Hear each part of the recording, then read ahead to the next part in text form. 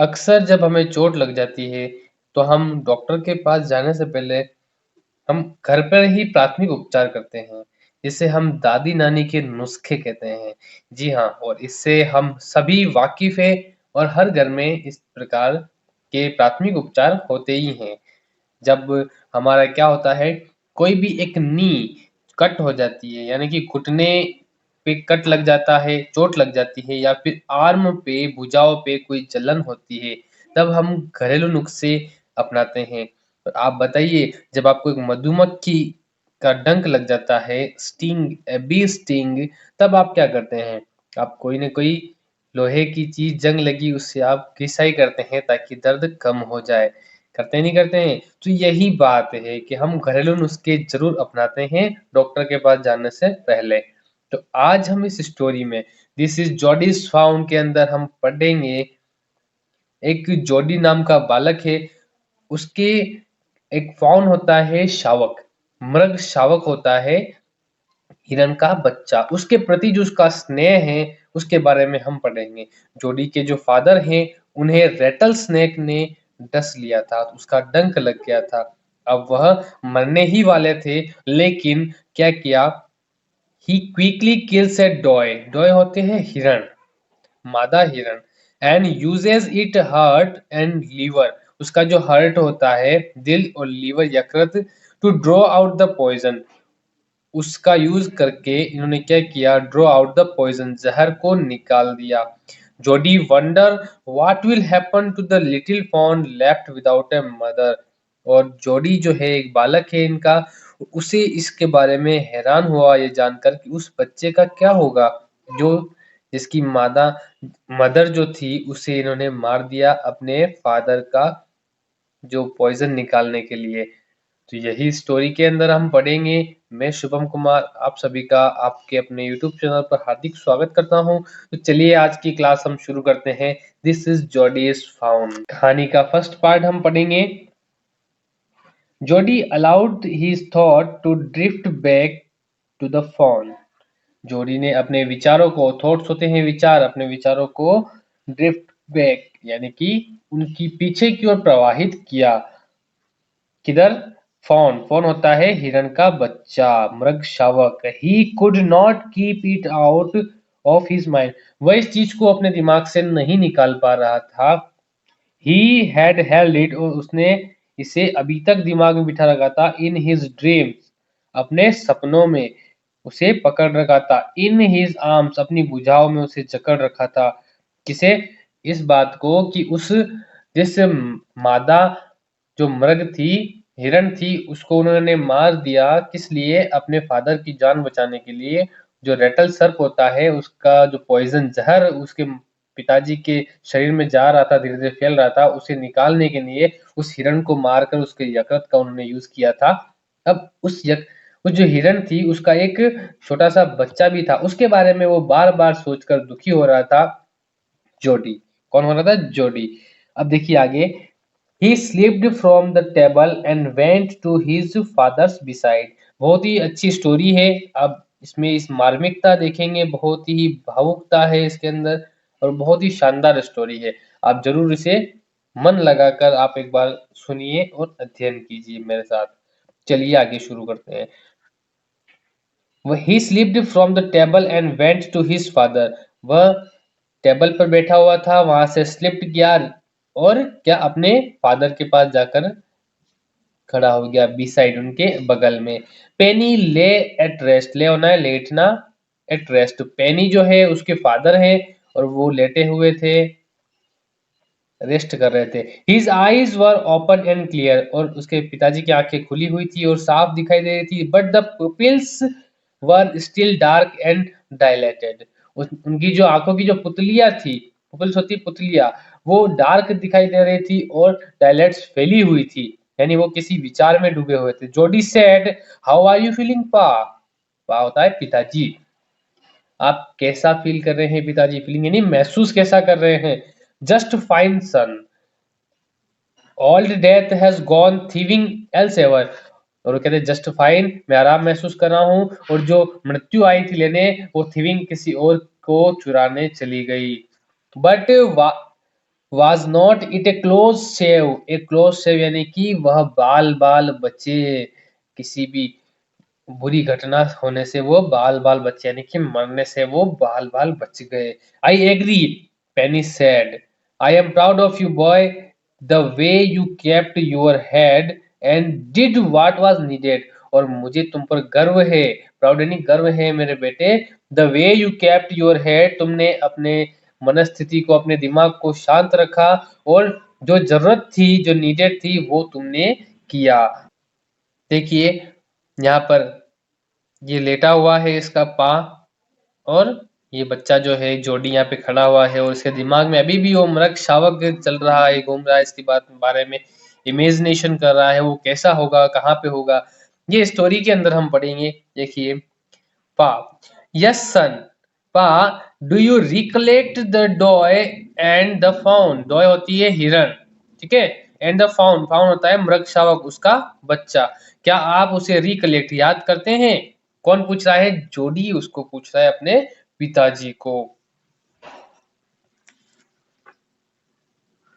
I can never forget them, उसके पिताजी क्या कह रहे हैं? I can never forget them, the poor doe save me, that's certain, वो उसे कैसे भूल सकता था, उस दयनीय जो डॉय थी, हिरन थी, उसने इसकी जान निश्चय ही बचाई थी, तो उसे भूलने जैसा तो बिल्कुल भी नहीं था। पा, द फाउन में बी आउट देयर येट, यानी कि उसने क्या कहा, वो हिरन का बच्चा अभी भी बाहर है, आपको पता है, it might be hungry and very scared, वो अभी भी भूखा होगा और डरा हुआ होगा। आई सपोज सो, उसने क्या कहा? आई सपोज सो, मेरा ऐसा मानना है, सो यानी ऐसा, सपोज यानी मानना, इसका मानना है उस बच्चे का। Pa, I am a big boy now and don't need to drink milk, और पिताजी अब मैं बड़ा बच्चा हूँ और मुझे जो मिल्क पीने की जरूरत नहीं है। Why don't I go to see if I can find the fawn, और क्यों नहीं है मैं जाऊं देखने, क्या वो मुझे मिल जाए, एंड ब्रिंग इट देयर, और मैं उसे यहाँ पर लेकर आ जाऊं, एंड रेज इट, रेज का अर्थ होता है पालन पोषण करना। पेनी ले quite steering the at the ceiling, और पेनी जो है उसके पिताजी, वो चुपचाप लेटे हुए थे और घूर रहे थे, स्टेरिंग का अर्थ होता है घूरना, सीलिंग यानी छत को, नीचे बेड पर लेटे हुए वह छत को घूर रहे थे। Boy you have got me hemmed in, और तुमने मुझे अचमंजस में डाल दिया, अब क्या करूं, मैं क्या बोलूं? It won't take much to raise it, उस उस बालक ने कहा कि उसे उसके पालन पोषण करने में हमें इतना ज्यादा खर्चा नहीं आएगा पिताजी। It will soon start eating leaves and acorns, और वह बहुत ही जल्दी क्या पत्तियां और फल फूल खाने लग जाएगा, उसको ज्यादा ये मेंटेनेंस में, उसको पालन पोषण में ज्यादा खर्चा भी नहीं आएगा, ठीक है। You are smarter than boys of your age, उसने बहुत ही शानदार बात क्या कही उसके पिताजी ने, you are smarter than boys of your age, तुम अपने एज के बच्चों से काफी स्मार्ट हो, स्मार्ट यानी बहुत ही विवेकशील हो, इस जिस उम्र में तुम ये बात कर रहे हो, इस उम्र में बच्चे तो खेलने और खिलौने तोड़ने में बिजी रहते हैं। वी टुक इट्स मदर, हम, and it was to blame, और हमने उसकी माता को तो मार दिया है, लेकिन इसका ब्लेम, इसका दोषारोपण उस बालक पे, उस बच्चे पे, उस मृग शावक पे तो नहीं कर सकते हैं। Surely it seems ungrateful to leave it to starve, और स्ट्रेव का होता है भूखा मरना, अनग्रेटफुल अकृतज्ञता, ये तो उसे भूखे मरने के लिए छोड़ देना तो अकृतज्ञता होगी, ये नैतिक पूर्ण कार्य नहीं होगा। Son, I can't say no to you, और बेटे मैं तुम्हें इसके लिए मना नहीं कर सकता। I never thought I would live to see another day, और शायद मैं विचार भी नहीं कर सकता कि अगर वो नहीं होते, तुम ऐसा, ये उसकी मृत्यु नहीं हुई होती, तो शायद मैं अगला दिन नहीं देख पाता और वो जहर धीरे धीरे उसे मार देता। Can I ride back with Millwheel and see if I can find it, और वो पूछता है क्या मैं जा सकता हूँ मिलविल के साथ और देख सकता हूँ, उसे ढूंढ के ला सकता हूँ क्या, उस मृग शावक को। उसके पिताजी कहते हैं टेल योर माँ I said you can go, अपनी माँ से जाके कहो कि मैंने तुम्हें कहा है तुम जा सकते हो। He sidled back to the table and set down, वह टेबल से उतरा, उधर वहां गया, उसके पास जाकर बैठ गया। His mother was pouring coffee for everyone, और उसकी माँ जो है पोरिंग यानी उड़ेलना, कॉफी कॉफी सभी को सर्व कर रही थी। ही सेड, माँ, पा says I can go bring back the faun, उसने क्या कहा, माँ कि पिताजी ने कहा है कि मैं उस मृगशावक को ला सकता हूँ। She held the coffee pot in mid air, और उसकी माँ के हाथ में कॉफी का वो जो जार था वो बीच मिड एयर में ही हाथों में ऐसा कैसा रह गया। व्हाट, फाउंड, क्या, फाउंड, वो मृग शावक, the fawn belonging to the doe was killed, we killed, ये वही शावक की बात करो जिसकी माँ को हमने मार डाला। वी यूज्ड, देखिए इस चीज को आप मार्क कर लीजिए, we use the doe's liver to draw out the poison and save pa, क्या ये वही है जिसके मार के हमने उसका लीवर निकाल लिया था, काय के लिए, उसका पॉइजन, अपने पा को बचाने के लिए, पॉइजन उनका निकालने के लिए। शी गैस्प्ड, और उसकी सांसें लगभग उस टाइम थम सी गई थी, रुक सी गई थी, कठिनाई हो रही थी सांस लेने में। वेल, फॉर पिटी शेक, लेकिन ठीक है, दयनीय, दया के लिए, pa says it would be ungrateful to leave it to starve, और ये भी लाइन अंडरलाइन कर लीजिए, pa says it will be ungrateful to leave it to starve, यानी कि पा कह रहे हैं कि उसे हम भूखा मरने के लिए भी नहीं छोड़ सकते।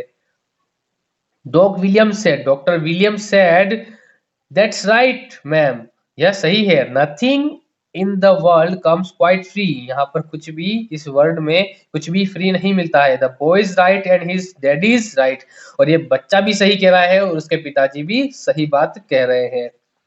Millville said he can write back with me, और मिलविल क्या कहता है कि he can write back with me, I will help him find it, और मैं इसकी मदद करूंगा उस शावक को ढूंढने में। She said down the pot helplessly, और उसने जो कॉफी का मग था वो नीचे रख दिया। Well, if you will give it your milk, अगर, और उसकी माँ ने क्या कहा कि अगर तुम अपना दूध जो आप पीते हो वो उस बच्चे को दोगे तो, we have got nothing else to feed it, और हमारे पास इसके अलावा और कुछ भी नहीं है उसे फीड करने के लिए, उस मृग शावक को पिलाने के लिए। Millwheel said, come on boy, we have got to getting riding, और मिलविल ने कहा कि चलो लड़के मेरे साथ, we have got to get riding, हमें अब घुड़सवारी करनी है। माँ बेक्स्टर, उसकी माँ का नाम है Baxter, asked unexpectedly, you will not be gone long, और उसने चिंतित होते हुए कहा कि तुम ज्यादा दूर तक मत जाना। जोडी says I will back before dinner for sure, और उसने आश्वस्त किया कि वह डिनर से पहले, शाम के खाने से पहले वह आ जाएगा। देखिए यहाँ पर जोडी पीछे बैठा है और मिलविल आगे घुड़सवारी कर रहा है, और इसके पीछे कौन बैठा है, ये जोडी, और दोनों निकल पड़े हैं खोजने के लिए, किसे खोजने के लिए, उस मृग शावक को। Millville mounted his horse and pulled Jody's up behind him, और उसने घोड़े पर मिलविल चढ़ा और पीछे उसने किसको बिठाया, जोडी को बिठाया। देखिए किस तरीके से ये बैठा हुआ है। He said to Millwheel, do you think the fawn still there, और क्या तुम्हें, do you think the fawn still there, Millwheel पूछता है उससे, क्या तुम्हें पता है कि अभी भी वो फोन जो है वही होगा। Will you help me find him, Millville से पूछ रहा है जोडी कि क्या वो अभी भी वही होगा और क्या तुम मेरी मदद करोगे उसे ढूंढने के अंदर। We will find him if he is alive, how you know it's he, तुम्हें कैसे पता, हम उसे ढूंढ लेंगे अगर वो जिंदा होगा तो, और तुम्हें कैसे पता कि वह नर शावक है।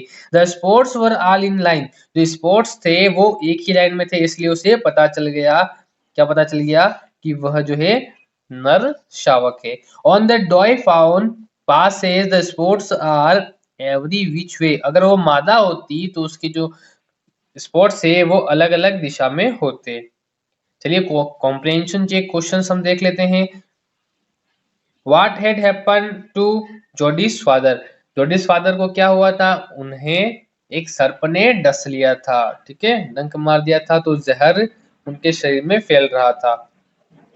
How did the doe save Penny's life, Penny है उसके फादर, ठीक है, उनकी लाइफ डॉय ने, एक हिरन ने कैसे बचाई, अपनी जान देकर, ठीक है, और उसका यकृत जो था और लीवर एंड हार्ट, उससे उसकी पॉइजन निकाला गया। किसका? पेनिस, ठीक है, पेनी का।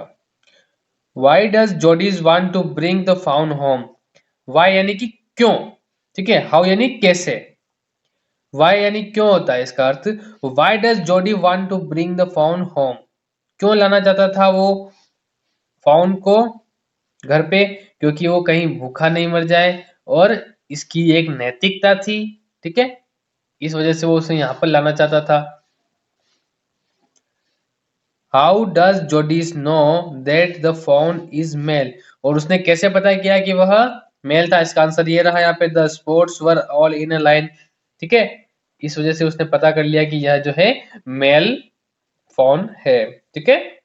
तो आई होप कि आपको ये क्लास पसंद आई है, आपको अच्छे से समझ में आई है। अगली क्लास के अंदर हम इसका सेकंड पार्ट पढ़ेंगे कि वह उसे मिलता है या नहीं मिलता है, जोडी को वो फाउन मिलता है या नहीं मिलता है, और वह उसे घर लाता है या नहीं लाता है। तो इसकी जानकारी हम अगली क्लास के अंदर लेंगे। तब तक आप बने रहिए हमारे चैनल से, वीडियो को लाइक कीजिए, शेयर कीजिए और चैनल को सब्सक्राइब कीजिए।